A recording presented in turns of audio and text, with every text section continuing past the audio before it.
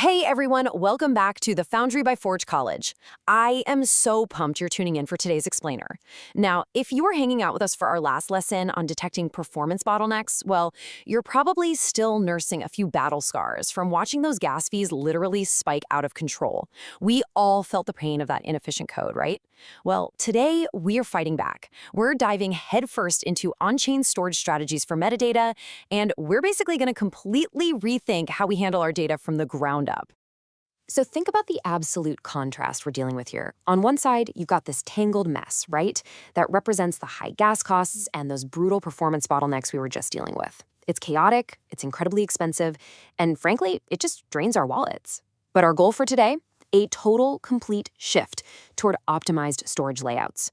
We want to build smart, highly efficient metadata storage that scales beautifully, and most importantly, does it without costing an absolute fortune in Ethereum gas. Okay, here is our engineering blueprint for today's session.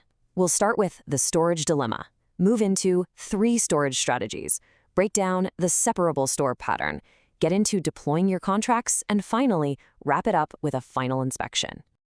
Let's jump right into section 1, the storage dilemma. Where exactly do we put the art and the stats? Deciding exactly where to put the art, the stats, and all those dynamic attributes of your NFT, it's a massive architectural decision. It fundamentally impacts your day-to-day gas costs and, crucially, your ability to safely upgrade your smart contracts down the line. If you make the wrong choice early on, you basically back yourself into this rigid, incredibly expensive corner. And this brings us to the ultimate nightmare scenario, the storage layout collision. Imagine you want to upgrade your NFT contract to add, I don't know, some cool new feature. But because your storage variables aren't strictly separated, your brand new contract variables accidentally overwrite the existing ownership state. It would literally be like trying to upgrade your kitchen appliances and somehow accidentally deleting the deed to your house. Suddenly, who owns what is completely scrambled. It is an absolute mess, and avoiding this catastrophe is exactly why we need a rock-solid metadata strategy from day one. Now, right before we look at our actual architectural options, we kind of need to demystify some of this scary-sounding jargon. Specifically, ETH call versus an on-chain view. In the Web3 world, reading data isn't just one simple action. It completely depends on who is actually doing the reading. Are you just querying the blockchain from an external website, or is a smart contract actively trying to read data from another smart contract on the blockchain? Let's break that down step by step. First up, ETH call. This is an off-chain RPC request. Think of your wallet or a marketplace just, looking at the blockchain. It is entirely free, no gas required. Conversely, we have an on-chain view. If another smart contract needs to read your NFT's metadata during a live transaction, say it needs to check a rarity stat before allowing a trade to happen, well, that actually executes in the Ethereum virtual machine and that costs gas. So the really absolutely crucial point here is this. Reading data isn't always free. You have to design your architecture around who exactly needs to read your data. Moving right along to section 2, 3 storage strategies, examining the schematics. So if you decide to store the full JSON completely on-chain, you get amazing provenance, sure, but the gas fees are astronomical. It's honestly like buying an entire mansion just to store a single toaster. Makes no sense, right?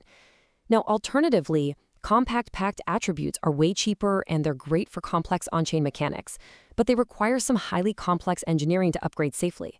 So what do? Well, the separable store pattern offers this brilliant balance. You get moderate read costs, but incredibly high upgradeability. It's kind of like the Goldilocks zone for our data. Which brings us to section 3, the separable store pattern, our masterpiece solution. I really want you to lean heavily into this mental model. Seriously, burn this quote right into your mind. Think of the NFT contract as the index and the store as a file cabinet. Instead of just shoving all that heavy artwork and those attributes into your core ownership contract, our NFT contract is simply going to point to where the heavy data actually lives. So here's the first half of that equation, the index card. This is your core ERC 721 NFT contract. By keeping the metadata totally separated, this core contract remains incredibly compact and super stable. It literally only needs to store a single address variable, just one pointer called MetadataStore. By keeping things this lightweight, the internal storage for your ownership records and token balances stays perfectly safe and completely isolated from any future changes. And then here is the second half, the file cabinet. This is an entirely separate smart contract called the MetadataStore, and this is exactly where the heavy lifting happens. It holds those bulky JSON strings using a deterministic mapping slot. Now, all that means is the data is stored in a highly predictable, organized way, and most importantly, this cabinet is locked up securely with strict access control, something like the ownable modifier, so that only authorized admins can actually open it up and update the data inside. All right, let's look at Section 4, Deploying Your Contracts, the hard hat construction phase. So how do we actually bring this blueprint to life? It's pretty straightforward. First, you compile your Solidity files just to make sure your syntax is perfectly dialed in. Next, you spin up a local hard hat node, which is essentially your own personal temporary blockchain for testing. Then you run your deployment script. That script is going to first deploy the file cabinet, then deploy the index card, and finally, it tells the index card exactly where that cabinet is located. And step 4, you just read the output to verify that the whole thing worked. Which leads us right to the ultimate acceptance check.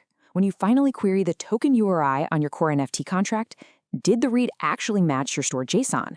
If it spits out the exact metadata string you saved over in that separate store contract, well, congratulations. You have successfully proven that the delegation from the index card to the file cabinet worked absolutely flawlessly. Almost done. Let's hit Section 5, Final Inspection, tying it all together. To wrap this up, here are your 3 key takeaways, basically the secret to safe smart contract engineering. Number 1, design with upgrade boundaries in mind. Keeping mutable, heavy data entirely out of your core ownership contract is simply the best way to prevent those catastrophic collisions we talked about. Number 2, always consider who needs on-chain reads. If only off-chain tools are looking at your data, just leverage those free ETH call queries. Why pay if you don't have to? And number 3, always encode access control. You have to ensure that only designated owners have the actual keys to rewrite that heavy data in your file cabinet. Now, with this incredibly clean separation securely in place, you are perfectly set up for our next explainer. Our next blueprint is going to cover AI-assisted iteration for dynamic metadata implementations. We'll actually be using AI to rapidly generate variations, manage changelogs, and create automated adjustments, all built completely safely on top of the rock-solid foundation you just constructed today. So I'll leave you with this final provocative thought. Now that you actually have the power to separate state from storage safely, what metadata will you store on-chain next? Will you build evolving game characters, maybe some dynamic artwork, or even complex rarity mechanics? The possibilities for dynamic on-chain data are literally endless when you have the right architecture backing it up. To dive deeper into this topic and really start building, or honestly, just to master those local testing environments we talked about earlier, head over and visit forge.college to continue your Web3 education. Thanks so much for learning with me today, and I'll see you in the next explainer.